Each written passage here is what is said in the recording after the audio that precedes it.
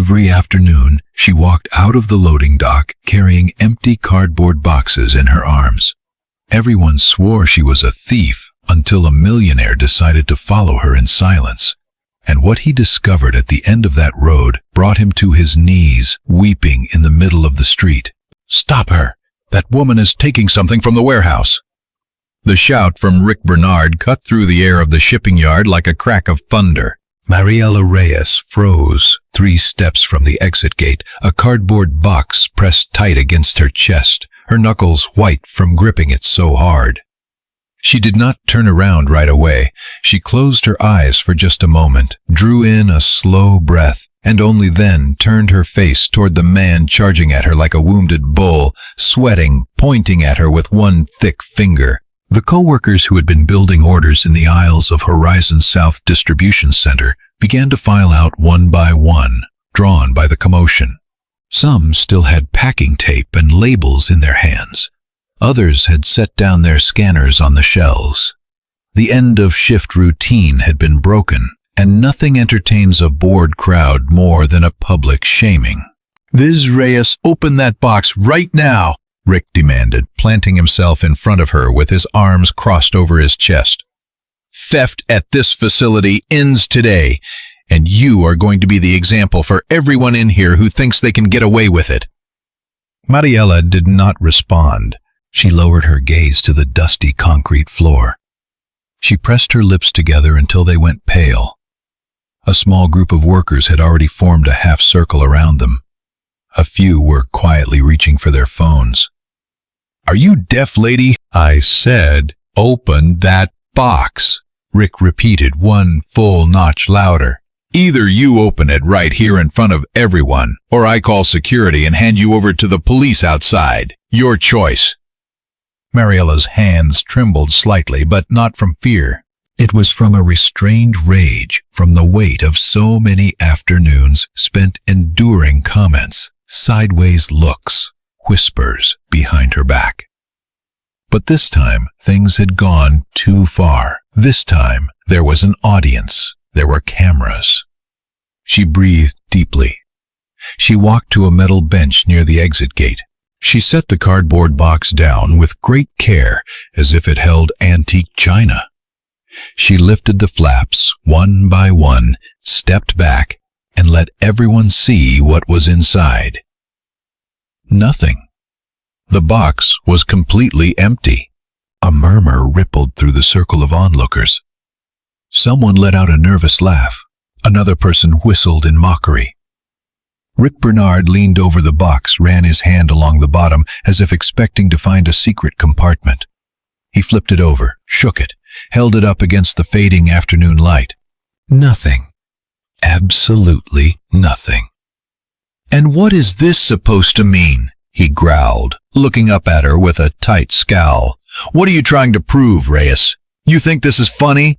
You think you can make me look stupid in front of my own employees?" "I am not trying to prove anything, Mr. Bernard," she replied at last, with a voice so calm it seemed to belong to a different world entirely.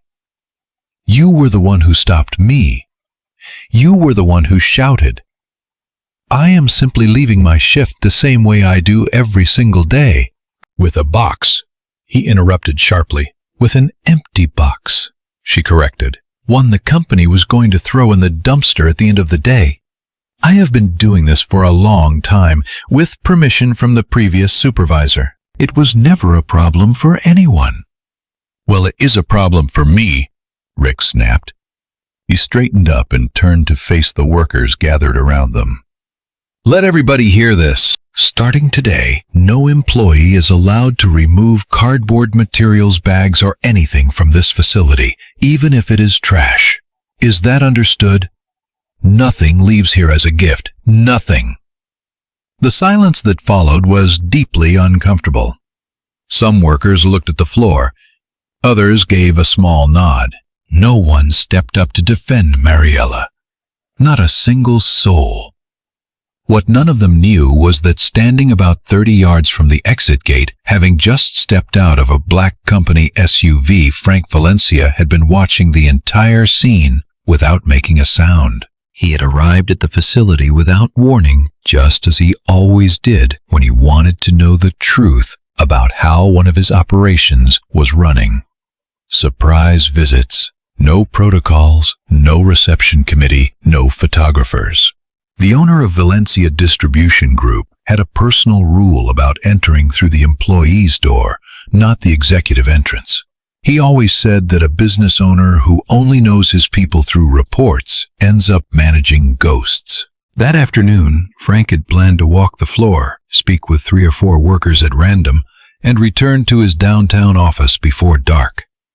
He had not expected to find this scene playing out at the shipping gate. He stood back, hands deep in the pockets of his dress coat, watching, listening, filing away every detail. He was a tall man, broad-shouldered, with hair swept back, and an expression that always seemed to be calculating something. But his eyes, in that moment, carried a different kind of intensity. He could not look away from her, from the woman with the empty box, from the way she kept her shoulders straight despite the humiliation, from the way her hands trembled yet refused to surrender their dignity, from the way she answered, without shouting, without begging, without over-explaining herself. There was something about this woman that did not fit the scene around her, something Frank could not quite name yet, but that stirred something deep inside his chest. Like hearing a song you swear you do not know, but your body remembers from somewhere long ago.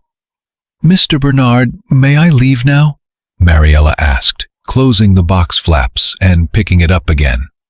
"My shift ended a while ago. I have somewhere to be." Somewhere to be. Rick laughed, that short, bitter laugh of a man who enjoys small power. "Oh, you have somewhere to be. Sure, Reyes. Where? Another warehouse to take boxes from?" A few workers laughed. Others looked away, uncomfortable. That was when Mariela did something no one expected. She lifted her gaze. She looked directly into Rick Bernard's eyes and spoke with a clarity that froze the entire yard. "You can search me 1,000 times, Mr. Bernard. You can tear open every box that leaves my arms. You can ask my coworkers to film it and post it all over the internet. You can do whatever you want with my name. But you will never find in my hands what you are looking for. Because what I carry out of here every day does not fit inside any cardboard box. And even if I wanted to show it to you, you would not have eyes to see it." The silence that followed was thick, heavy, the kind of silence that hangs in the air for several long seconds before anyone has the courage to break it. Rick opened his mouth to respond, closed it, opened it again. Nothing came out. His face had gone red all the way to his ears, and the muscles in his jaw were working against a rage he could not translate into words. "Lucy Prada," he finally shouted, looking for backup from higher up. "I need HR down here immediately. This woman will be in a disciplinary hearing tomorrow morning. We will see how composed she stays in front of a labor review board." One of Mariela's coworkers ran toward the office building. Mariela did not move. She stood there, box in arms, waiting, as if she had already lived through this exact scene 1,000 times in her mind and prepared herself for every possible version of it. Lucy Prada arrived quickly, a tablet under her arm and a furrowed brow. She was a precise woman, confident in her movements, who had built her career within the company on the foundation of rules and documentation. She was not easily rattled, but when she took in the scene, when she saw Rick fuming like a pressure cooker and Mariela standing there with that quietly infuriating calm, something in Lucy's expression shifted for just a moment. A shadow, a doubt. She knew Mariela Reyes. She knew the woman never missed a day, never called in sick, never complained. "What is going on here, Mr. Bernard?" she asked in a measured voice. Rick gave his account. He exaggerated the details. He added things that had never happened. He spoke about systematic theft and subordination and creating a negative influence for other employees. Mariela did not interrupt him once. She simply lowered her eyes to the box in her arms, as if she were having a quiet conversation with someone invisible inside it. When Rick finished, Lucy asked to see the box. Mariela handed it over without hesitation. The HR director examined it carefully, tilted it, shook it, ran her hand along the inside. Empty. "Mr. Bernard?" Lucy said, returning the box to Mariela. "There is no theft here. If you want to file a formal complaint, you need to do so in writing, with concrete evidence, not with suspicions." She paused, then continued, with her voice raised just slightly. "And let me remind you of something else. Company policy prohibits public searches of employees. If there is a suspicion, the worker must be called in privately with an administrative representative present. What you did here today in front of all these coworkers is going in my report, but it will not be her report. It will be yours." Some workers exchanged glances, others gave quiet nods. Rick stood there with his mouth open. He had not expected that. "Ms. Reyes, you may go," Lucy said, turning to Mariela with a professional nod. "I am sorry for this incident. We will speak again in a calmer setting." Mariela gave the slightest nod. She did not smile. She did not thank anyone. She simply adjusted the box in her arms, smoothed back her pulled-up hair, and walked toward the gate without looking at anyone. Her footsteps rang steady and firm on the concrete floor. When she passed the spot where Frank had been watching in silence, she did not notice him. She had no idea the owner of the entire company had just witnessed everything. She had no way of knowing that from that moment forward, her life was about to take a turn she could not possibly imagine. Frank followed her with his eyes until she disappeared through the gate. Then he stood still for a few more seconds, processing, before turning to his driver, Arthur Solis, who waited a respectful few yards away. "Arthur?" "Yes, sir." "I want to know where that woman goes. The one with the empty box." "I am sorry, sir." "The woman with the box. I want to know where she goes after she leaves the facility. Every day. All of them. I want to know it tonight." Arthur hesitated for just a moment. He had seen Frank Valencia make many unusual decisions over the years of serving him. But the light in his eyes right now was something new. It was not the light of a businessman. It was the light of a man who had just seen a ghost and did not know it yet. Mariela walked 3 blocks to the city bus stop, the box balanced carefully in her arms. She boarded, as if it were made of something fragile. She found a seat in the back, near the window. She pressed her forehead against the glass and let the buildings blur past. Nobody on that bus could have guessed what she was carrying inside her chest. The bus moved through the commercial district, crossed the river bridge, and rolled into quieter neighborhoods. The wide avenues gave way to side streets. The pavement gave way to older, cracked concrete. Mariela stepped off at the last stop on the line, near a neighborhood known as San Rafael Pines, a community where people greeted each other by name, and dogs dozed in the middle of the road without a care in the world. Behind her, more than 100 yards back, a dark and unassuming car crept slowly through the block. Inside, Frank Valencia gripped his own hands together against his knees. He recognized the direction. He recognized the feel of the air. He recognized the faint scent of wood smoke mixing with the smell of fresh bread from a bakery somewhere nearby. But he was not ready to admit it yet.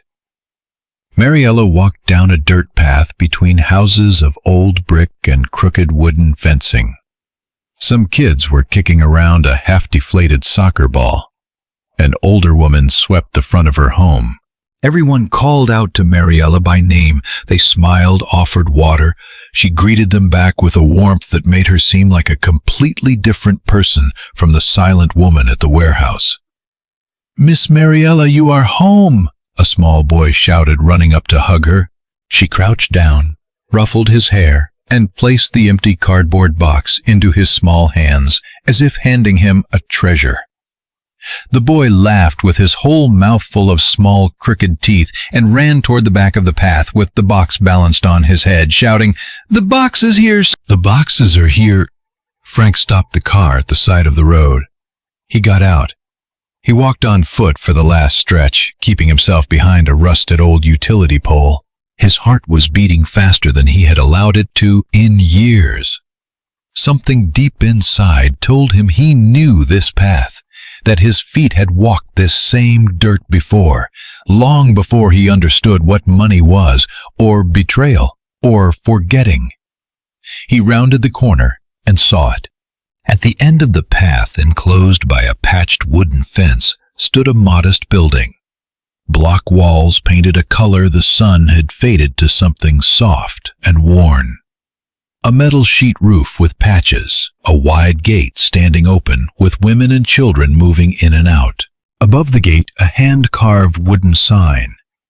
Frank narrowed his eyes to read it. The House of Light, founded by Eleanor Ospina. His legs gave out beneath him. An invisible weight dropped onto his chest. The air left him in one sharp rush. He stumbled backward, reaching for the wall of a nearby house. His left hand caught the brick. His right hand rose, trembling, to cover his mouth.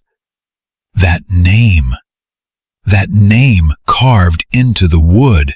That name he had buried nearly a lifetime ago, along with the memories of a childhood no one ever knew had existed. Eleanor Ospina, the woman who had saved him when he was just a very small boy, the woman who had taken in his dying mother at a community shelter, lost in the middle of everything falling apart, the woman whose name he had promised to honor and whom he had never in all the years of success and wealth gone back to find. "It cannot be," he whispered. His voice came out raw, barely audible. His eyes filled with tears without any warning. "It cannot be the same place." And as his gaze moved over the face of that humble little house, Frank Valencia, owner of Valencia Distribution Group, the man other executives feared in boardrooms across 3 states, felt for the first time in decades something cold pass over the back of his neck. The hand of his past, and a truth he had kept buried since he had learned to walk, was about to hit him with the full force of everything he had once refused to remember. Frank could not pull himself away from the brick wall where he had stopped himself from falling. Tears ran freely down his face, sliding along his jaw and disappearing into the collar of his dress shirt. He had never cried like this on a public street. He had never let anyone see him with his shoulders down, with his mouth trembling, with his breathing broken, like a man who had just recognized the face of someone he had loved and lost. On the other side of the wooden fence, inside the House of Light, there were sounds of laughter, children calling to each other, women giving each other gentle instructions, the deep clang of a heavy pot on a stove, the everyday sounds of a place that fed many people and boasted of nothing. Frank wiped his eyes. He breathed in slowly. He tried to put back together the pieces of his memory that had scattered all at once, like an old puzzle someone had just stepped on. Eleanor Ospina.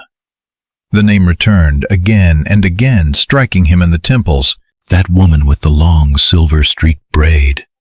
Those strong, wide hands. That apron always dusted with flour. The woman who had taken in his sick, directionless mother when the rest of the world had shut its doors. The woman who had sat him on her knee when he was just a tiny boy and given him the first warm plate of food he ever remembered eating in his life. He stepped carefully away from the wall where he had been holding himself up. He moved backward a few steps. He did not want to be seen by any of the women going in and out of the gate. Not yet. He returned to the car where Arthur Solis was waiting with a carefully neutral expression. He sat down in the back seat and closed the door gently. He stared at the roof of the vehicle for several minutes without speaking. "Are we heading back, sir?" Arthur asked quietly.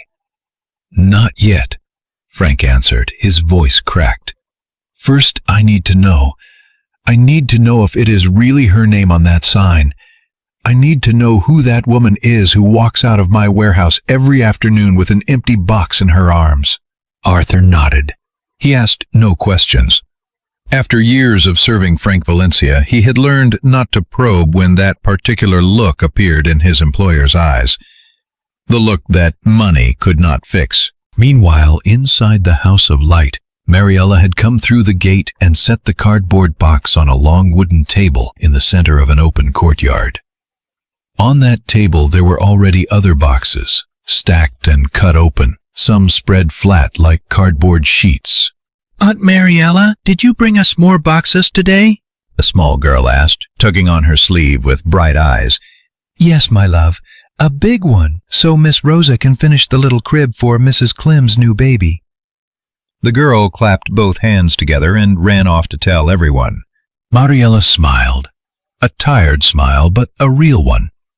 She hung her bag on a nail by the door and walked to the kitchen, where several women were ladling hot soup into bowls for children sitting on long benches. "Mariela is here," one woman announced warmly. "Come, eat honey. Try this soup before you do anything else." "In a minute, Rosa. First I need to ask you something." Rosa Esteves, a broad-shouldered woman with a bright voice and strong arms, wiped her hands on a rag slung over her shoulder and turned toward Mariela with attentive eyes. She was the one in charge of everything involving simple carpentry, sewing, and crafts at the house. The cardboard cribs for newborns, the storage trunks for donated clothing, the shelves for their small collection of books. Rosa built all of it with her own hands, using the cardboard boxes Mariela brought every single afternoon. "What is wrong, honey? You look like something happened." Mariela lowered her voice and moved closer. "Today I almost could not bring the box. The new supervisor tried to report me in front of everyone. He called me a thief. He made me open the box in front of all my coworkers. It was awful, Rosa."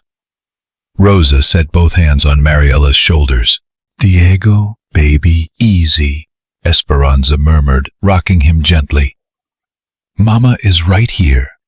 Breathe slow, just like I showed you." But it was getting worse. "Rosa, what if they fire me?" She did not finish the thought. She did not need to. If Mariela lost her job, the House of Light would lose its main lifeline, because what no one outside those walls knew was that a large portion of her small paycheck went toward buying rice cooking oil, powdered milk, and fruit for the children of the shelter. What little she kept barely covered the small rented room where she slept. "Do not let your mind go there right now," Rosa said with a firm but gentle voice.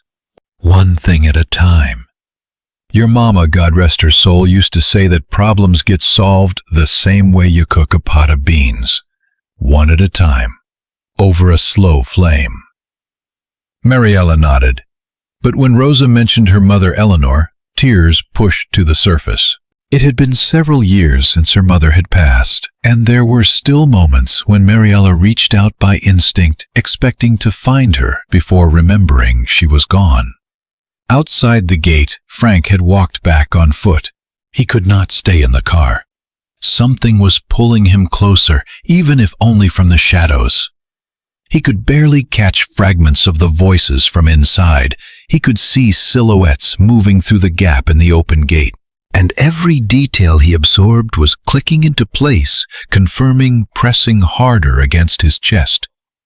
The same structure, the same open courtyard, the same twisted old mango tree in the corner that still bore fruit after all these years.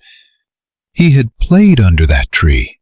He had eaten mangoes from the ground with dirty hands, sitting on a flat stone that was still right there.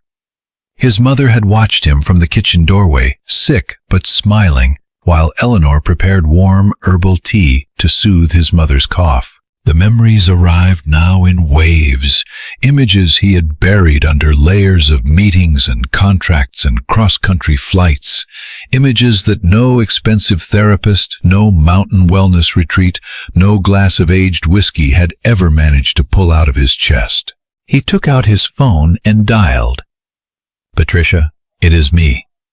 Patricia Baines, his personal assistant for over a decade, answered with alert efficiency. "Mr. Valencia?" "Yes, sir." "I need you to find a file in the old company archives from a very long time ago.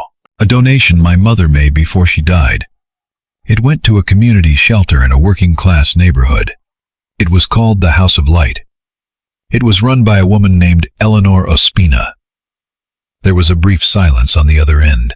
"Sir, forgive me, but you have never mentioned any of this to me before." "I have never mentioned it to anyone," he answered, his throat tight. "But I need it now. Tonight, I want every document we have, every check, every letter, every piece of paper. And if there is nothing I need you to tell me, there is nothing. But look, Patricia, please look." "Yes, sir, right away." He ended the call. He stood with the phone pressed against his chest for a moment, because now something else was returning. Something that had been folded very small and tucked away in the far corner of his memory, protected for years by pride and productivity.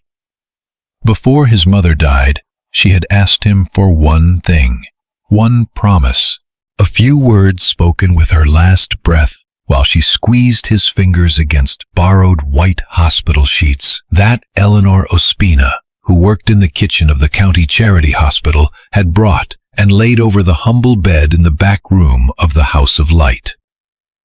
"Son, never forget Eleanor. She saved us when nobody else would look at us. Go back and find her someday. Give her back at least a little of what she gave us." He had promised. He had promised through his tears, and then with the years, with the success, with the urgency of building an empire, with the pride of a man who believes the present can erase the past, he had let that promise collect dust.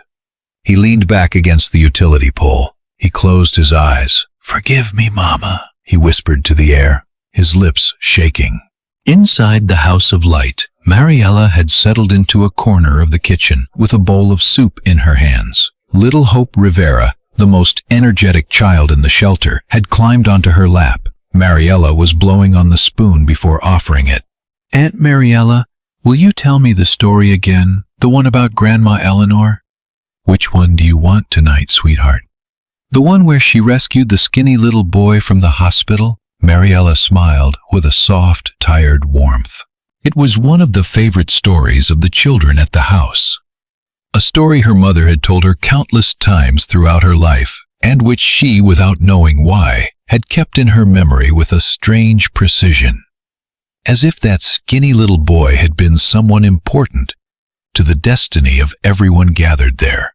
"A long time ago," Mariela began, in the gentle voice of a born storyteller, "Grandma Eleanor worked in the kitchen of a county charity hospital, a humble hospital for people who had no money for medicine. And one day a very sick woman arrived, holding her little boy by the hand.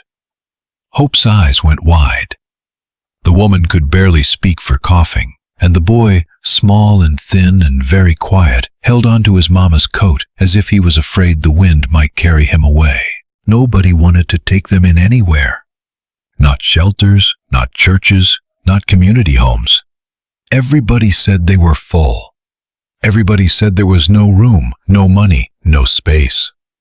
And what did Grandma Eleanor do, Aunt Mariela? Grandma Eleanor walked out of the hospital, still wearing her apron, went right up to where they were sitting on the outside bench, took them both by the hand and said, "Come home with me, where 2 mouths eat, 4 mouths eat, and where there is heart, there is a roof."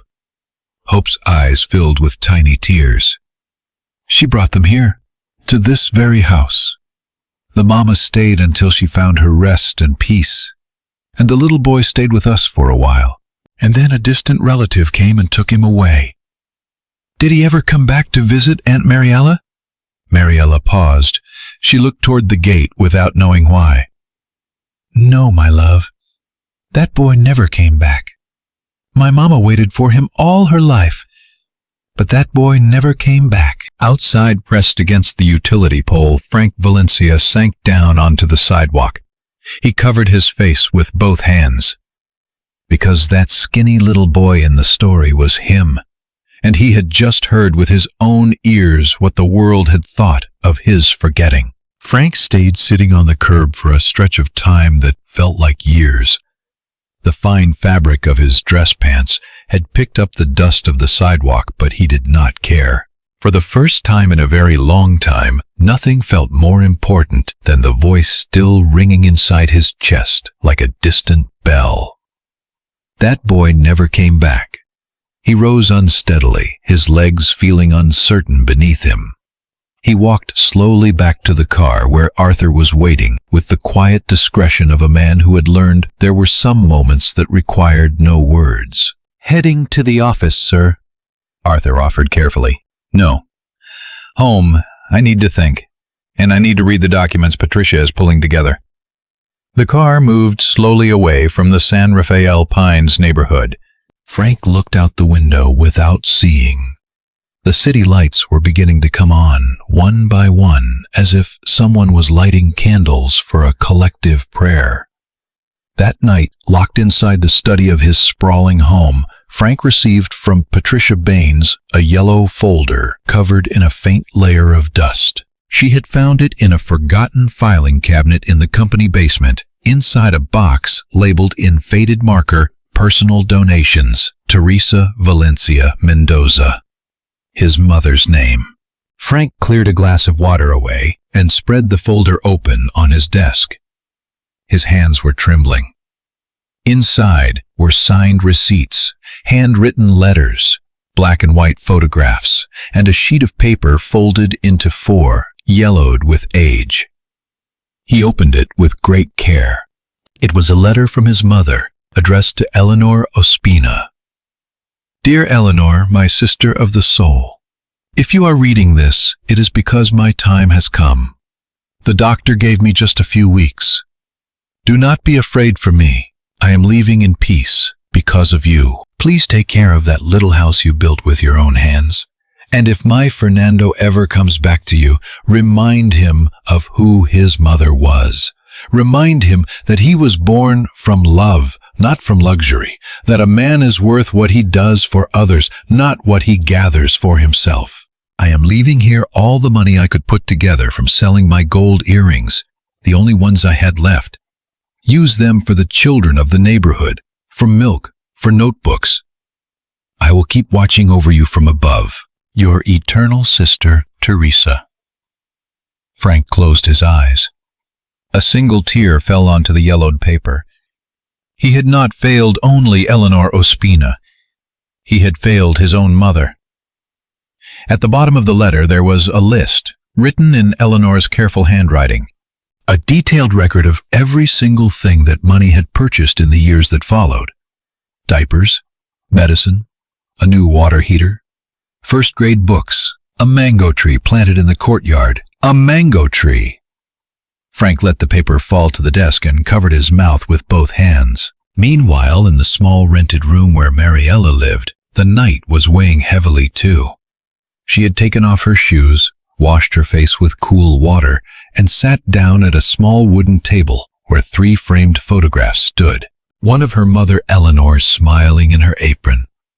One of little Hope perched on the shoulders of an older woman. And a third, the most worn of all, where her mother appeared next to a thin, sick woman, both of them holding a small boy with enormous eyes. Mariela touched that third photograph with her thumb. "Who are you now, little boy?" she whispered. "My mama always missed you. She always wondered if you were eating well, if someone was telling you bedtime stories." For a reason she could not explain, she felt a sudden impulse to tape that photograph to the mirror. She did it, then lay down to sleep, with no idea that a few miles away, the skinny little boy from the photo was weeping as a grown man over his mother's letter. The next morning, Mariela arrived at Horizon South Distribution Center with the same routine as always. She signed in, greeted the security guard, and made her way to the aisle where she assembled the morning shift orders. But something felt different. Her coworkers glanced at her sideways. Some hid their phones when she passed. Others whispered in small clusters. One person even let out a short, strained laugh as she walked by. Mariela felt a knot in her stomach. She said nothing. Her coworker, Yolanda Caicedo, appeared at her elbow, face tight with worry, speaking in a low rush. "You need to see something. Last night someone posted the video online." "What video?" "The one from yesterday, when the supervisor stopped you at the gate and made you open the box in front of everybody. It has thousands of views already. The comments are terrible. They are calling you a thief, saying you needed to be made an example." Yolanda held up her phone. There it was. Mariela standing at the metal bench with the open box, while Rick pointed and shouted. A caption written by some anonymous online user read, "Worker caught trying to steal from warehouse gets stopped red-handed." Already over 40,000 views overnight. Mariela steadied herself against a shelf. Nobody asked. Nobody wanted to know why I took that box. They just saw it as entertainment. "Honey, you are not alone in this. Several people inside are already saying what Bernard did was wrong. But he is walking around here like he owns the place. Watch yourself. Word is he is trying to get the paperwork signed to fire you today." Up on the glass-enclosed management floor, Rick Bernard was slamming his fist on a conference table and speaking to two assistant managers. His face was deep red, the veins in his neck visible. "I am not going to let that woman make me look like the bad guy. The video has me tagged as some kind of abusive supervisor. Me! When she was the one removing company property. I want her terminated. Today, before noon." One of the assistant managers, a measured man named Cam Arroyo, tried to reason with him. "Rick, calm down. This has to go through Lucy Prada, and above her through Mr. Valencia himself. We cannot skip the protocol." "Then get Mr. Valencia down here," Rick shot back. "Let him come down from his tower and see with his own eyes what kind of people he has working here." What Rick did not know was that Mr. Valencia had already seen, with his very own eyes, and was about to walk through that door in a matter of minutes. At the House of Light, the morning had begun with its own quiet momentum. Rosa Esteves was putting the final touches on a cardboard crib for the baby of Clem Fuentes, a young woman who had arrived at the shelter just days ago with nowhere to go. The baby had been born the night before at the public hospital and would be coming home that very afternoon in his mother's arms. Rosa had lined the cardboard with soft donated fabric. She had painted tiny stars on the inside walls using leftover acrylic paint. She had reinforced the base with an extra layer of the thick cardboard that Mariela brought from the warehouse each day. The crib was beautiful, modest, but made with real love. "Clem is here with the baby," someone called from the front doorway. Clem Fuentes stepped inside with the infant wrapped in a blanket. Her eyes were exhausted but shining. When she saw the crib painted with little stars, she stopped in her tracks. She brought her hand to her mouth and began to cry. "Rosa, you all made this for my baby?" "Of course we did. This child belongs to all of us now. Come, set your little one down right in here." Clem placed the baby gently onto the soft fabric. The tiny boy opened his eyes for just a moment and made a quiet sound with his lips and drifted back to sleep. All the women of the house applauded softly. Some were crying, others were smiling with transformed faces. It was one of those small moments that held the whole place together. From a corner of the room, a boy watched everything with his arms crossed and his bony knees poking out from beneath his jeans. Matthias Cardenas, 12 years old, dark, wide, deeply attentive eyes. He had grown up at the house since he was very small, since the night his mother left him in the rain and never returned. Eleanor had taken him as her own, and when Eleanor left this world, Mariela had quietly stepped into that care without ever asking for recognition. Matthias did not speak often, but he saw everything and remembered everything. Rosa spotted him in the corner and smiled. "What are you thinking about so quietly over there, son?" I was thinking about the man in the suit, Matthias said simply. The one who was outside yesterday? Rosa turned toward him slowly. What man, Matthias. The one who was crying against the pole. I saw him from the back window. He was listening to Aunt Mariela tell the story, and he was crying a lot, Aunt Rosa. Like someone cries when something very old is hurting them. Rosa felt a chill move through her. She did not know why, but something shifted inside her. "Did he see you, son?" "No, I stayed behind the curtain." But he had the face of someone who knew this place, like he had been here before. Rosa went quiet. She looked at the boy with a mixture of tenderness and unspoken question. Matthias, do not tell anyone about this yet. Let me think about it slowly. Okay, Aunt Rosa. That same morning, just a few hours later, a dark car parked in front of the wooden fence of the House of Light. From the back seat stepped a tall man dressed in clothes far simpler than the day before. Plain shirt, dark slacks, no tie. He had made a decision not to arrive as a businessman. He would arrive as what he truly was, a son who had taken far too long to come home. Frank stood at the gate for a moment. He breathed in deeply. He pushed the wood open. Inside, the women moved about their morning work. Some were washing clothes, others were cooking. Children played in the back courtyard under the twisted old mango tree that still gave fruit every season. Rosa was the first to notice the stranger. She wiped her hands on her apron and walked toward him with a cautious but open expression. Can I help you, sir? Frank opened his mouth. He wanted to speak. He could not. He looked around the courtyard, the tree, the flat stone, the kitchen at the back, the worn curtains. Everything was exactly the same as he had kept it in a corner of his mind for 40 years. "I was here," he began, his voice breaking, "a very long time ago, when I was a very small boy, with my mother." Rosa placed her hand slowly on her own chest. From the kitchen doorway, Matthias watched with wide eyes.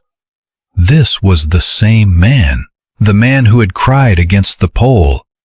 "What is your name, sir?" Rosa asked carefully. Fernando Valencia Mendoza. But my mother, her name was Teresa Mendoza.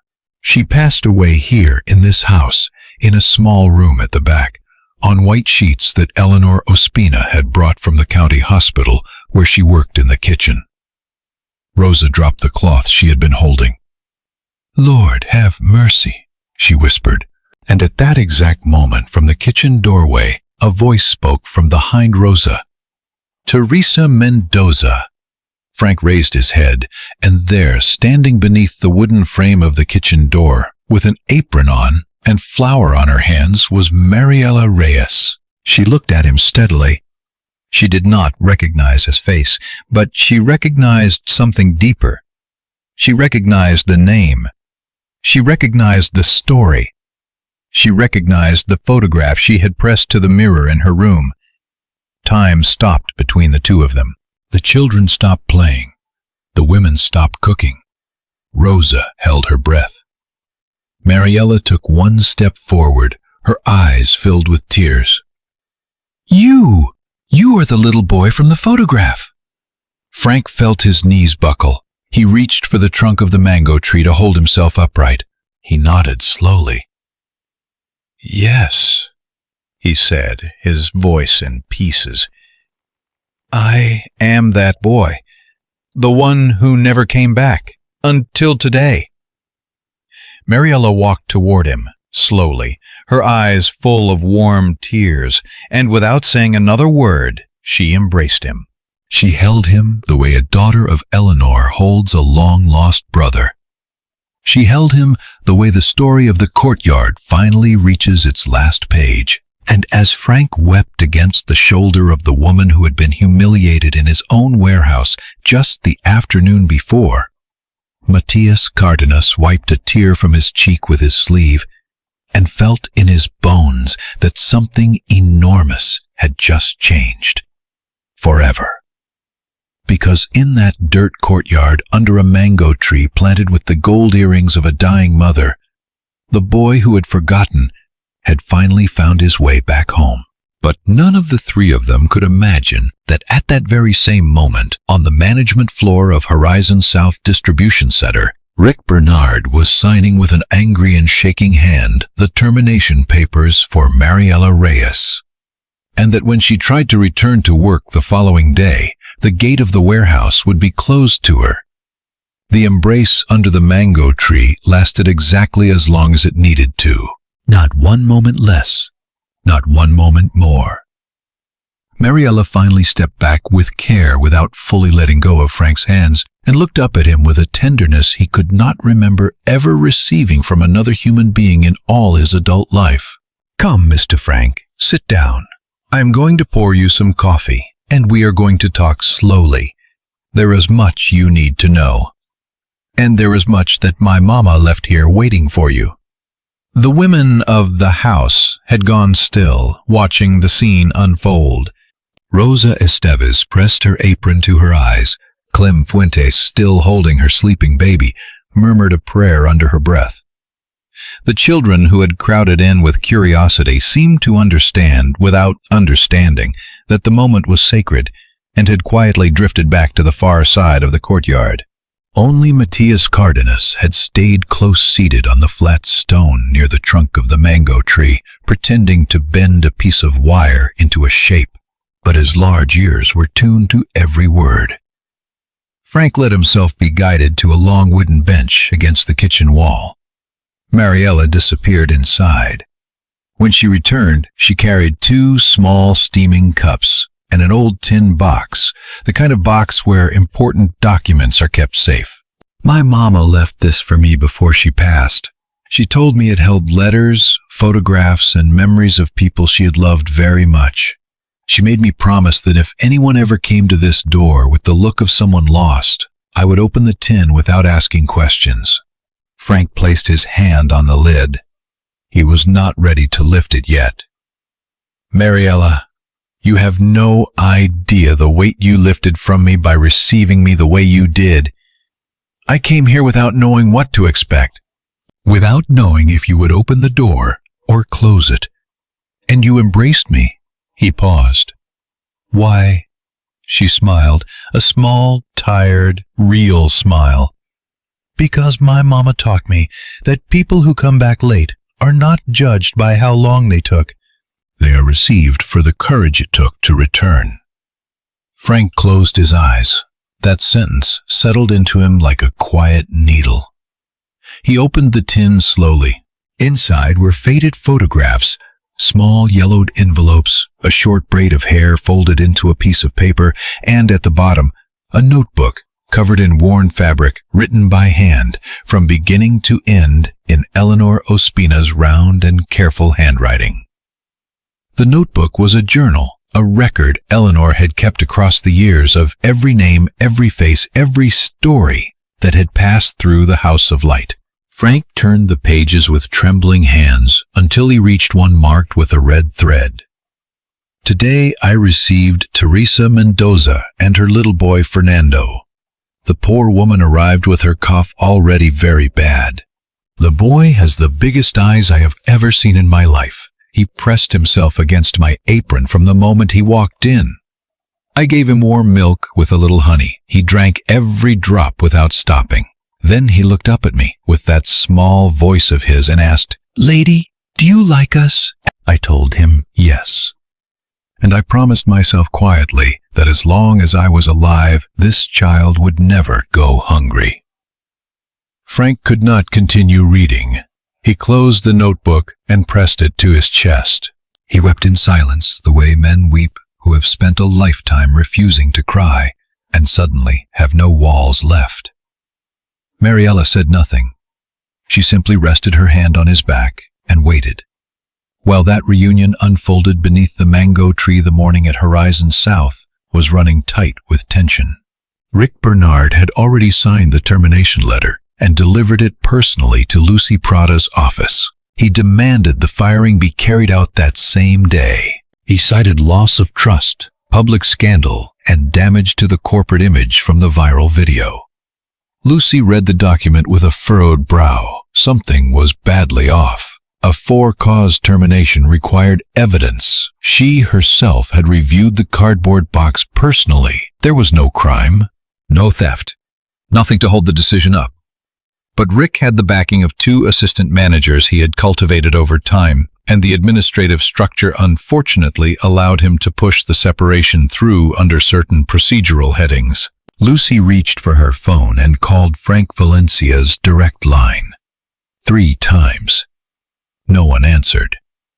Patricia Baines replied by message that Mr. Valencia was in an urgent private engagement and was not to be interrupted.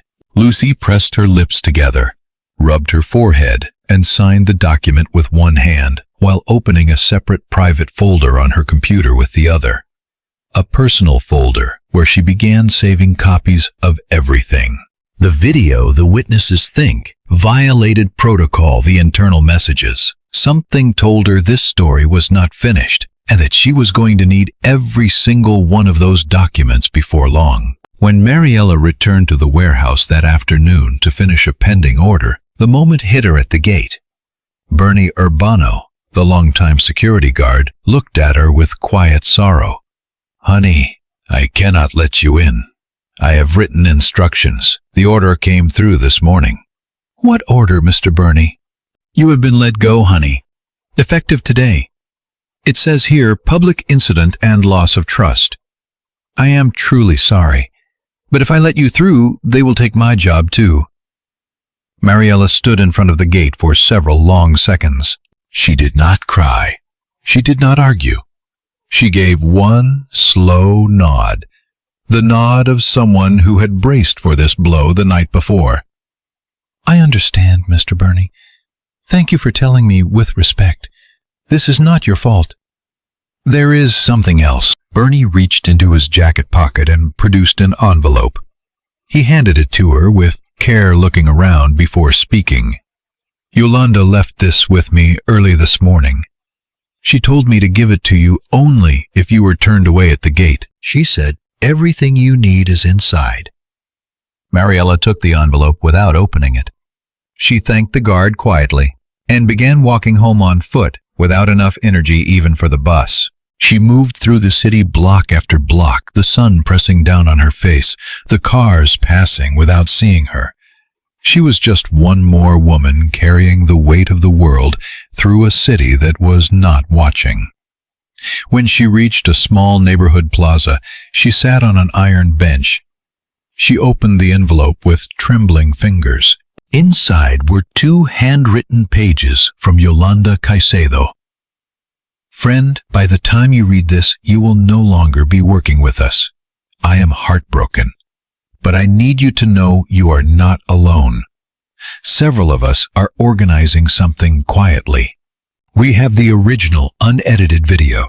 We have co-workers willing to speak on record about how Bernard humiliated you without any cause. We have the internal report confirming the box was empty. And we have something else. Something you do not know yet." Mariela turned the page. Her heart was hammering. Months ago, Bernard fired another woman from the night shift, a woman named Delia Montalban. He invented a story about missing inventory and accused her publicly just like he did to you. Delia lost her job. She lost the apartment where she was living. She almost lost custody of her son because she had no income. And after she was gone, when they reviewed the warehouse counts, the missing inventory turned up in a secondary storage location. Bernard had moved it there himself to sell it on the side. But by the time that came to light, he had already buried the case with a signed-off report. We have evidence of that case, too. And now, with your video going public, the window has finally opened to expose him. Mariela set the letter down in her lap. The air went out of her in a rush. Rick Bernard was not just an abusive supervisor. He was a thief who had spent years using humble women as decoys for his own crimes. And she, without knowing it, had become the thread that could unravel the entire knot. Mariela folded the letter, pressed it to her chest, and for the first time that afternoon, her eyes released tears. But they were not tears of defeat. They were the tears of a rage turning itself into something stronger. That same evening at the House of Light, Frank had been about to leave, but had not. He had ended up helping to serve dinner to the children, though he barely knew how to carry a bowl without spilling it. He had listened to stories beside the mango tree. He had sat on the flat stone where he used to eat mangoes as a child, and wept quietly while the children played around him, not understanding why the well-dressed man kept wiping his eyes. Matias Cardenas had eventually moved close and sat beside him without speaking, simply sharing the space, the way children do when they can feel that the adult sitting nearby needs company more than they need words. "Mr. Frank," Matias said after a long, quiet stretch, "yes, when I am your age, I want to have heart, not just money, because money runs out, but a heart keeps working all the way to the last day." Frank turned slowly toward the boy. "Who taught you that, Matias?" "Aunt Mariela, and before her, Grandma Eleanor. She used to tell me that a heart kept inside an empty box is worth more than 1,000 boxes packed with gold." Frank felt a blow against his chest. Empty boxes. All this time, all these years while he had lived obsessed with filling boxes with contracts and numbers and quarterly returns, this quiet woman had been walking through the city every afternoon carrying empty cardboard boxes that were, in fact, the fullest ones in the world. Full of purpose, full of memory, full of love. At that exact moment, Mariela came through the gate. She was tired. Her shoes were dusty. Her bag hung from her shoulder. Her eyes were swollen. But there was something new in the way she looked. A spark. A decision that had taken root. Frank stood up as soon as he saw her. "Mariela, what happened?" She walked toward him, set her bag on the bench, and breathed in steadily. "I was fired today, Mr. Frank. Bernard got the paperwork signed to remove me from your company." Frank's jaw tightened. "What did you say?" "Terminated." "No evidence, no formal hearing, no right to defend myself. But I did not come here to complain to you. I did not come here to ask you to give me back my job." She reached into her bag and pulled out Yolanda's letter. She held it out. Frank took it with an unsteady hand.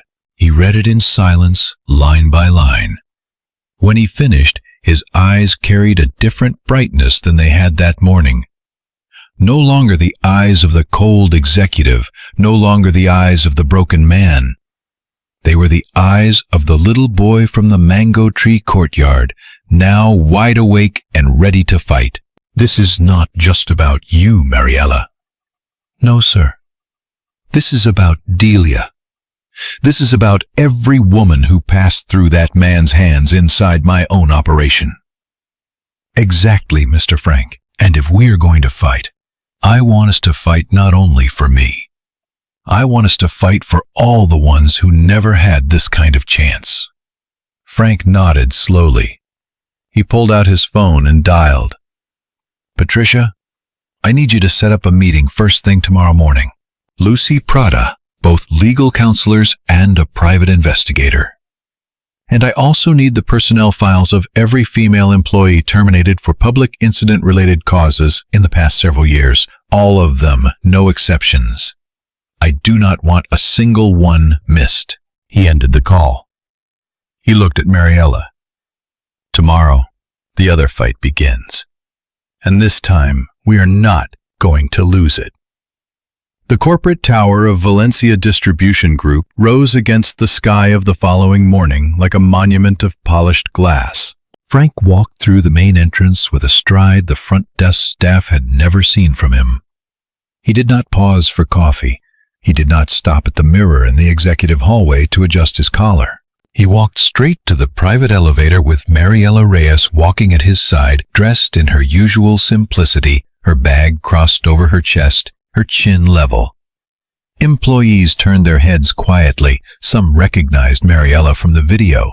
Others simply noticed the unusual air surrounding that unassuming woman walking beside the owner of the company.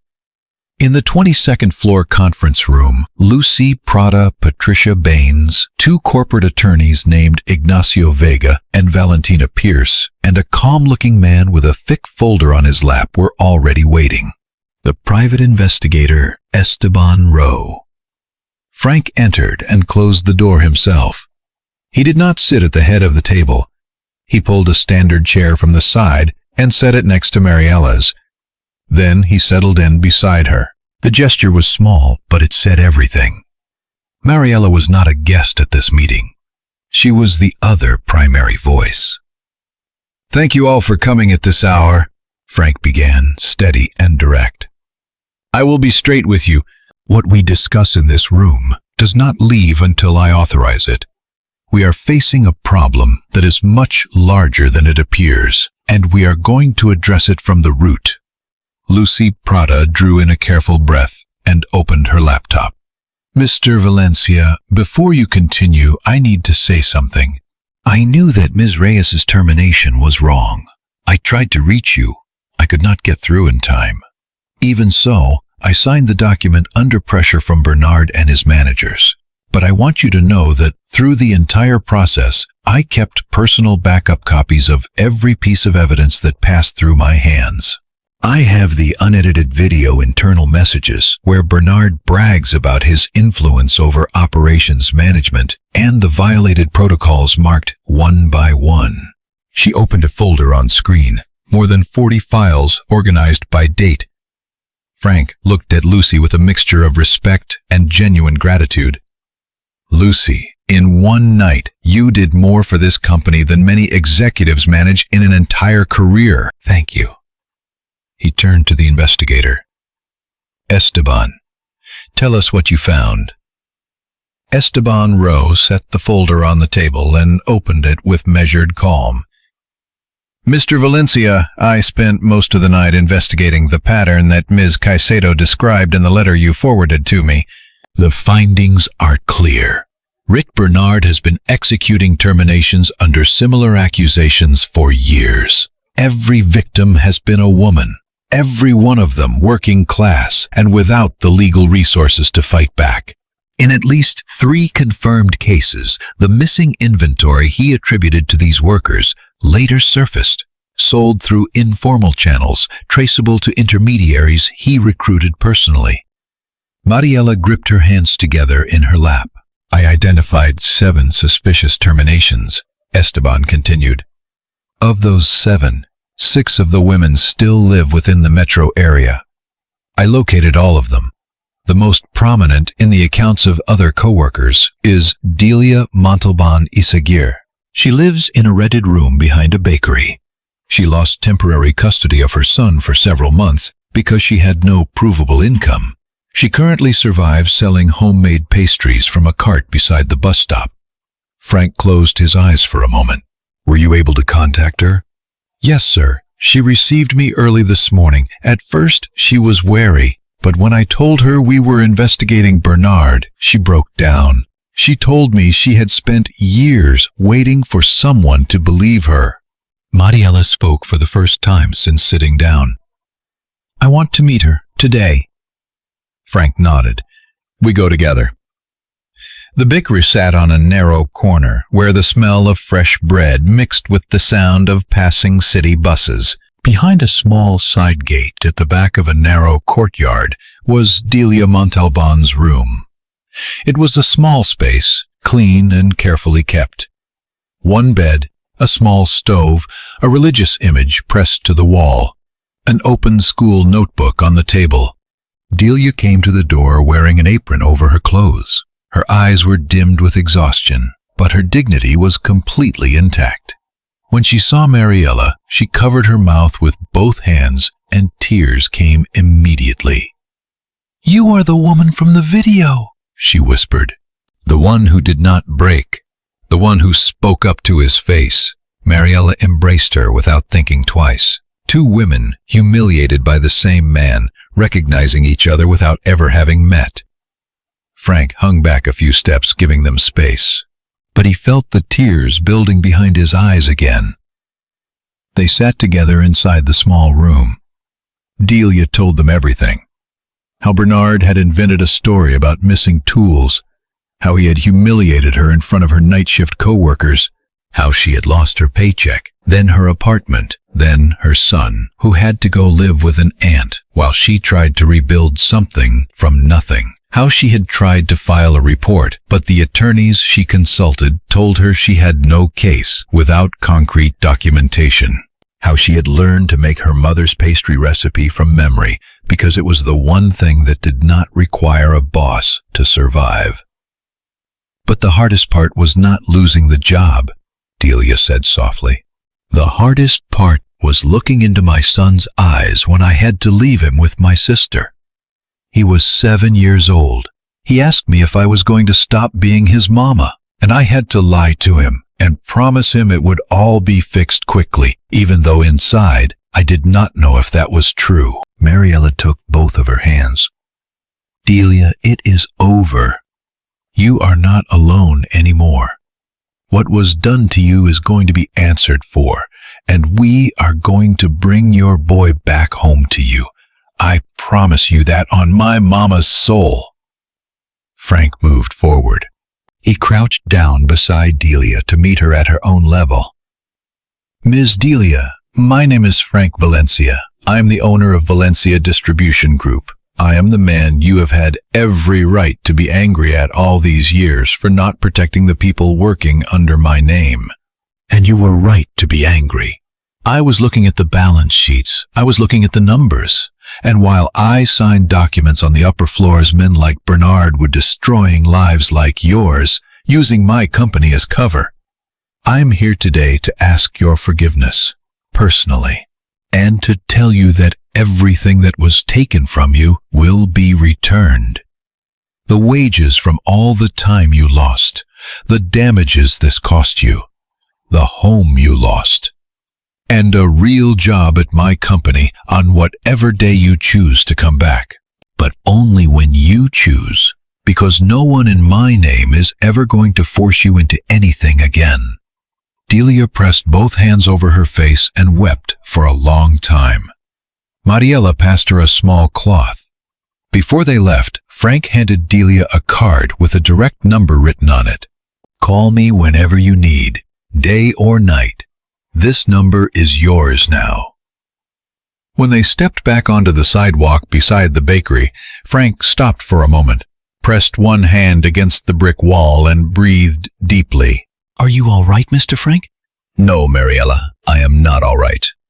But for the first time in a very long time, I do not want to be just yet. I think my soul needed to feel this. I think I have been comfortable for too long. They walked together toward the car where Arthur waited in quiet patience. That same afternoon, Frank called an emergency board meeting. He did not ask permission. He simply notified everyone that attendance was required and that the meeting was not optional. Rick Bernard, summoned, along with the other operations managers, walked into the conference room with his chest puffed up, with no idea what was waiting for him. When he saw Mariela seated beside Mr. Valencia, his face collapsed. What is she doing here? He demanded, voice rising. This is a management meeting. Sit down, Bernard, Frank said, without raising his eyes from the documents in front of him. And keep your voice where it belongs. Today, I am the one who speaks. Rick sat down, still attempting to project authority with his posture. Frank opened the folder. Across the table, he laid out photographs, inventory, cross-references, signed documents, and movement records from secondary storage locations. Mr. Bernard, for years you have been using this company as a private profit operation. For years, you have been constructing false accusations against working-class women to redirect attention from the thefts you carried out personally through your own intermediaries. For years, you have been using my name, my signature, and my company as the shield for your own criminal activity. Rick was on his feet. That is a lie. I have years of flawless service here. You have no proof of anything. Proof? Frank said, rising as well. He gestured to the folders spread across the table. Here is your proof. Here are the names. Here are the dates. Here are witnesses willing to make formal statements. Here is the signed declaration of Delia Montalban Isaguirre, a woman whose life you destroyed, whose dignity I am restoring to her today. And here, Mr. Bernard, are 5 more women, all terminated by you on false grounds, all prepared to testify, all being accompanied by a legal team this company is going to fund entirely. The other managers in the room watched in absolute silence. Some dropped their gaze, others stared at Rick with expressions hovering between shock and quiet judgment.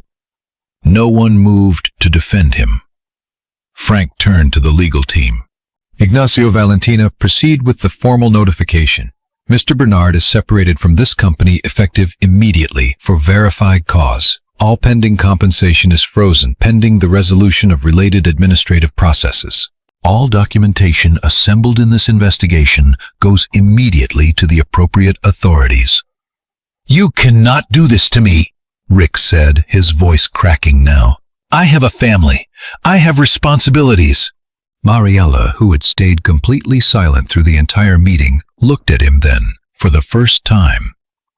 I have a family too, Mr. Bernard. I had coworkers in that warehouse who were my family. I have children in a little house down the road who are my family. And you were going to sink all of us just as easily as you signed my termination paper yesterday morning. So do not use that word with us, because you have never understood what it means. The silence that followed was absolute. Rick was escorted from the room by 2 company security staff. At the door, he turned back once, directing a look of fury at Mariela. But she did not return his gaze. She had already moved on. She was looking forward. That night, when Mariela returned to the House of Light, she found Matias Cardenas waiting for her on the flat stone in the courtyard, watching the moon through the branches of the mango tree. Aunt Mariela, you won. She sat down beside him and put her arm around his shoulders. Today we did, sweetheart. But this story is not finished. There are more children help. More doors to open. More voices to lift up. Matias leaned his head against Mariela's shoulder, and between the leaves of the old tree overhead, the first stars of the evening appeared, silent witnesses to something far larger that was only just beginning. During the weeks that followed the removal of Rick Bernard, the entire facility seemed to breathe differently. The warehouse aisles changed their atmosphere. Workers who had once kept their eyes on the floor began greeting each other with open smiles. Yolanda Caicedo was promoted to morning shift supervisor. Security guard Bernie Urbano received a public company commendation for his integrity, and the documents compiled by investigator Esteban Rowe were already in the hands of the appropriate legal authorities, moving with a momentum that no bot signature could slow down. The legal team Valentina Pierce and Ignacio Vega coordinated with careful precision the full financial restitution to each of the 7 women identified, not only to Delia Montalban, but also to Sonia Arango, to Mercedes Tinoco, to Adeline Quinn, to Bertha Palencia, to Rosario Velasquez, and to Eugenia Montenegro. All visited, all heard, all formally recognized as the victims of a pattern that had been allowed to continue in silence for far too long. Frank Valencia had changed. He was no longer the same man who rushed through his office suite each morning. He arrived early now. He walked the warehouse floor and greeted workers by name. And he ended his days at the House of Light, helping to serve dinner, or sitting on the flat stone by the mango tree, listening to Matías Cárdenas tell him stories about the stars. But there was something he had not yet faced, something he carried in his chest, like a small, dense stone that Mariela had noticed without commenting on. His son Sebastian, a quiet teenager, tall and withdrawn, who lived in the same enormous house as Frank, but had not exchanged more than 3 words with him in a single stretch for years. Since Sebastian's mother had passed away, father and son had become 2 inhabitants of the same silent castle. One afternoon, Mariela spoke carefully. "Mr. Frank, it is not my business to say so, but you are rebuilding the lives of many people, and the life of your own son is waiting on the other side of the wall." Frank looked down at the coffee cup in his hands. "Mariela, with Sebastian, I no longer know where to begin. He looks at me like a stranger, and he right. For years I was a stranger to him. Then stop being one." He looked up. She gave him that steady, gentle smile. "Bring him here. Do not explain anything first. Let him see it for himself." That same night, Frank waited for Sebastian in the front room of the house. The boy came down the stairs with his headphones on, a closed expression, the attitude of someone who had already decided the conversation would be empty. "Sebastian, I want to take you somewhere tomorrow." "Dad, I have plans. I am only asking for one afternoon. After that, if you want, you never have to speak to me again for the rest of your life. But give me that one afternoon." The boy removed one earbud and looked at him with cautious eyes. "Where?" "A place where a very long time ago someone saved my life and your grandmother's. A place I betrayed with my forgetting for years. And a place that is right now teaching me everything I should have taught you." Sebastian was quiet. Something in the way his father said it was different from every conversation before. Without quite deciding to, he nodded. When the car stopped in front of the wooden fence of the House of Light, Sebastian looked through the window with a mix of curiosity and uncertainty. He had never been in a neighborhood like this. Never on a street like this. Never in front of a house like this one. Frank stepped out first. Sebastian followed slowly. Inside, the children were playing in the back courtyard. Rosa Estevez was washing dishes at the sink. Clem Fuentes sat in a plastic chair with her baby. Little Hope Rivera chased a startled chicken across the yard. And at the long wooden table in the central courtyard, Mariela was folding cardboard boxes beside Matías. Matías was the first to see Sebastian. He went still, studying him. Sebastian did not know what to do. He pushed his hands into his pockets and shifted sideways, looking for a way to retreat without being noticed. But Matías stood up, walked straight toward him without any hesitation, and held out his hand. "Hi, I am Matías. You are Mr. Frank's son, right?" Sebastian hesitated. Nobody at his private school had ever spoken to him with that kind of uncomplicated directness. He shook the boy's hand a little awkwardly. "Yeah, I am Sebastian. Come on, I want to show you the mango tree your grandmother helped plant." Sebastian turned to his father confused. Frank nodded, his eyes wet. The teenager followed the boy to the center of the courtyard. For the next hour, Matías told Sebastian the whole story with the clear voice of someone too young for pretending. He talked about Eleanor, about Teresa's illness, about how that tree had grown from the gold earrings of a mother who gave everything she had, about how the skinny little boy from the story had grown up to be Sebastian's dad. Sebastian listened. He did not interrupt once. He did not put on a bored face or reach for his phone. When Matthias finished, Sebastian just sat down on the flat stone, looked up at the tree, and wiped his eyes with one hand. Frank came close and sat beside his son. "Dad, why did you never tell me any of this?" "Because I had buried it myself, son. I believed the best thing to do was to forget. And while I was forgetting who I had once been, I forgot to be your father, too.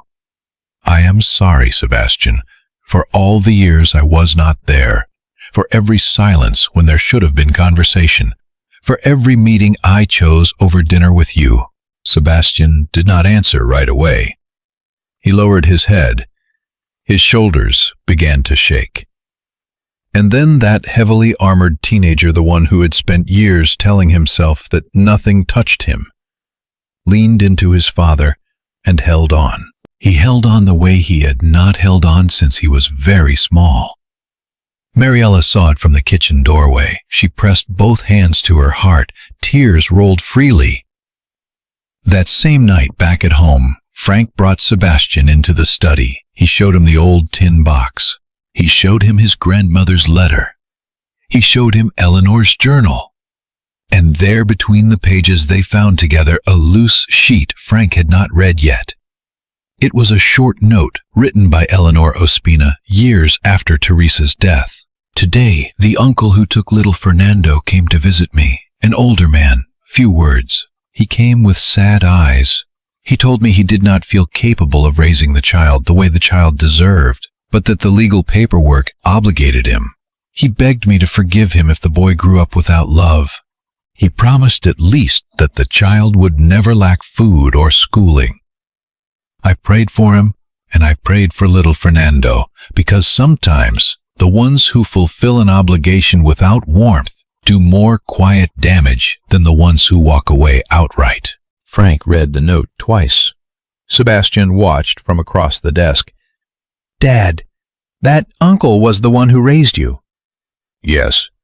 "And you never understood why you always felt like he was doing a duty, not showing love." "Today I understand. He did what he could. But the coldness I learned to live inside came from that.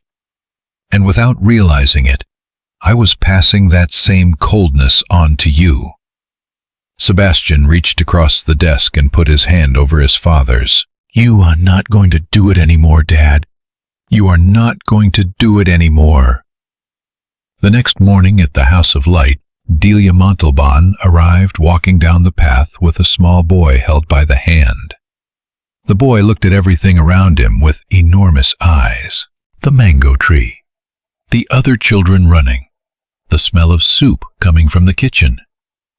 "Mariela, I want you to meet my son. The judge made it official this morning. I got him back." Mariela crouched down in front of the boy and touched his cheek gently. "Hello, sweetheart. Welcome to the house." The boy smiled shyly and pressed himself behind Delia's leg. Matthias came up with a piece of cardboard cut into the shape of an airplane and handed it to him like a welcome gift. "Come on, I will teach you how to make it fly." The two boys ran toward the back of the yard. Delia and Mariela stayed side by side watching them go. Neither said a word. Neither needed to. Outside the gate, a car parked. 3 people stepped out, carrying cameras and notebooks. A reporter approached the fence with respectful care. "This is the House of Light. We are from South City News. We heard there was a story here that the whole country should know about." Mariela looked at Rosa. Rosa looked at Mariela. For the first time in the history of that quiet little place, the House of Light was about to step out of the shadows. The news team from South City News entered the House of Light with the careful respect of people who understand they are standing on meaningful ground. The reporter Antonia Figueroa was a composed woman with a soft voice who had called Mariela in advance to ask permission before bringing a single camera through the gate. Mariela had agreed with one condition. She was not to be the story. The story was Eleanor Ospina, the women of the house, the children, the mango tree. The interview ran through the entire morning. Antonia listened with bright, steady eyes. Rosa Estevez walked her through the cardboard cribs built across the years. Clem Fuentes described arriving without direction and being received without questions. Hope Rivera recited a poem she had learned by heart under Aunt Mariela's guidance. And Matias Cardenas, seated on the flat stone, told the story of the skinny little boy from the courtyard with his clear, unhurried voice, without naming Frank, because Mariela had asked him to protect that part of the story a little longer. From a corner of the courtyard, Frank and Sebastian watched without appearing on camera. Frank had decided this was not his moment to speak. It was theirs. When the report aired, the country stopped. The responses came in waves across every platform. Thousands of people cried in front of their screens. The video that had months before been used to humiliate Mariela in the warehouse was replaced across every feed by a new one.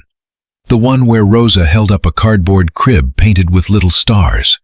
The one where Hope recited her poem with clasped hands and shining eyes. The one where Matias looked directly into the camera with the quiet dignity of a child who has already lived through enough to understand things most adults forget, and said, "My Aunt Mariela taught me that good people do not need anyone to notice them. It is enough for them to know they are doing what is right." That line traveled across the country in a matter of days. The public response was a wave that no one had prepared for. Donations arrived from places no one expected. Families of modest means sending small amounts in handwritten envelopes. Mid-sized companies offering services. Universities inviting Mariela as a guest speaker. Schools requesting visits. And anonymous mothers from cities across the country sending messages confessing that the story had given back to them something they had believed was gone. Frank did not stay in the background, but he did not place himself at the center either. He called a single press conference, brief, standing outside the front entrance of his corporate tower, without a podium, without advisors positioned behind him. Sebastian stood at his side. "My name is Frank Valencia Mendoza. For years I built an enterprise while ignoring the human beings who held every brick of it in place. Today, I am making two public declarations. The first is that Valencia Distribution Group will dedicate a permanent share of its revenues to the Eleanor Ospina Foundation, established officially as of today, dedicated to protecting and supporting working-class women who are victims of wrongful termination and silent workplace abuse. The second is that this foundation will not carry my name. It will carry the name of the woman who saved me when I was just a very small boy. Because empires are built with numbers, but legacies are built with gratitude." The statement lasted under 2 minutes. It was shared millions of times. Time moved forward. The House of Light was restored through the efforts of donors, but every original detail was honored. The mango tree stayed exactly where it stood. The flat stone held its place. The old faded curtains were replaced with new ones, but Rosa Estevez kept the originals folded in a storage trunk, like a relic. The wooden fence was reinforced. 2 additional rooms were added to the back. A small library was filled with donated books from schools across the region, and beside Eleanor's original hand-carved sign, a new plaque was mounted. "All are welcome here. Where there is heart, there is a roof." Rick Bernard was formally convicted through the judicial process. The assets accumulated through his thefts were redirected as part of the restitution to his victims. He did not appear in any public record again. His story ended the way the stories of those who believe they can crush the humble without consequence always end, in the silence of being forgotten. Delia Montalban accepted the position Frank offered her, but not as a floor worker. She came on as the coordinator of the new employee support program, created specifically to monitor internal protocols and prevent any form of workplace abuse before it could take root. Her son was enrolled at the same public school where Matias attended class. Lucy Prada was named General Director of Human Resources for the Valencia Distribution Group. Patricia Baines kept her role as personal assistant, but Frank formally acknowledged her years of loyal service with a package that finally allowed her to build the home she had never been able to afford. Yolanda Caicedo, from her new position as supervisor, started a quiet internal committee of workers dedicated to reviewing grievances that no one would otherwise speak aloud. Bernie Urbano kept his post at the gate, but walked a little taller now. Esteban Rowe was brought on permanently to audit other company facilities across the region. And all 6 of the other women identified in the investigation were given full restitution and the freedom to choose their own path forward. Sebastian Valencia returned to the house every weekend without being asked. He had discovered almost by accident that he was good at explaining math.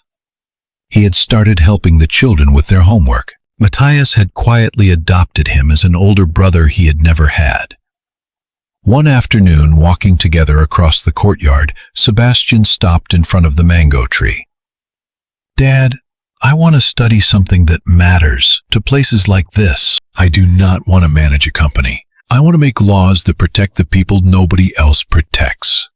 Frank did not answer right away. He pulled his son close against his chest and held him there, his eyes full of tears. "Your grandmother Teresa would have been so proud of you, son. And so am I." One quiet morning, Mariela climbed the stairs to her small rented room. She walked to the mirror and for the first time in a long while carefully removed the old photograph she had kept there for months. The one where her mother held a sick woman and a small boy with wide, wondering eyes. She carried it back to the House of Light. She placed it in Frank's hands without a word. He took it with trembling fingers. He recognized his mother. He recognized Eleanor. He recognized himself, small, and pressed close the child who had been taken in from the cold. "Mariela, where did you keep this?" "Taped to the mirror in my room. Every night before I slept, I looked at that little boy and said good night to him." Not knowing who he was.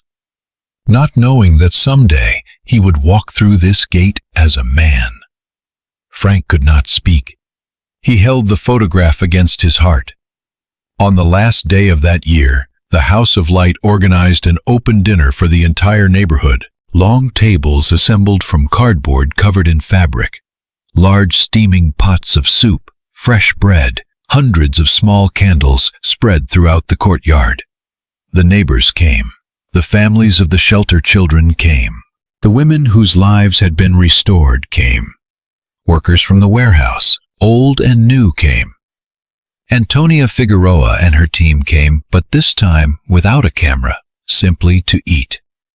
Sebastian arrived with a school friend who had insisted on seeing the place. Lucy, Patricia, Yolanda, Bernie, Esteban, Ignacio, Valentina, Delia. With her son by the hand, Clem with her baby sleeping on her shoulder, hope weaving between everyone's legs in full joyful chaos. In the center of the courtyard beneath the mango tree, Frank and Mariela sat together on the flat stone, as they had come to do. Matthias settled between them, as always. Rosa tapped a spoon gently against a pot and waited for the voices to quiet. Even the wind seemed to pause. "Mariela, honey, this place is asking you to say a few words." Mariela shook her head quietly, but Matthias gave her a gentle nudge with his shoulder. She rose. She looked around at every face in the candlelight. She breathed in all the way down to the bottom of her lungs. And then she spoke with the most peaceful voice she had ever found. "For a long time, I walked through this city carrying empty cardboard boxes. People laughed. People pointed. People swore I was a thief, that I was foolish, that I was worth nothing. But those boxes were never empty. They were carrying my mama's memory. They were carrying the dreams of these children. They were carrying the hunger of women who had nowhere to go They were carrying the silence of every woman who was ever humiliated by someone with more power than conscience and who had no voice to answer back. She paused. The courtyard was completely still. Tonight, I want to say something my mama taught me. That the value of a person is not measured by what they hold in their arms. It is measured by what they carry inside their heart. That an empty box in the right hands can build a baby's crib, a table for hungry children, a roof for a mother with nowhere to go. And that a box filled with gold in the wrong hands cannot buy even 1 minute of real peace. Every eye in the courtyard was wet. Even the children, though they did not understand every word, felt the weight of something true being spoken. Thank you, Mr. Frank, for coming back. Thank you, Sebastian, for listening.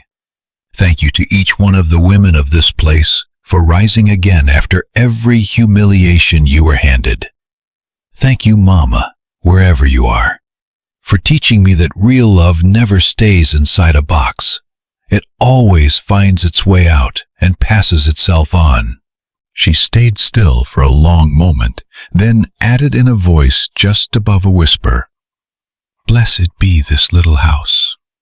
Blessed be this inheritance of empty boxes.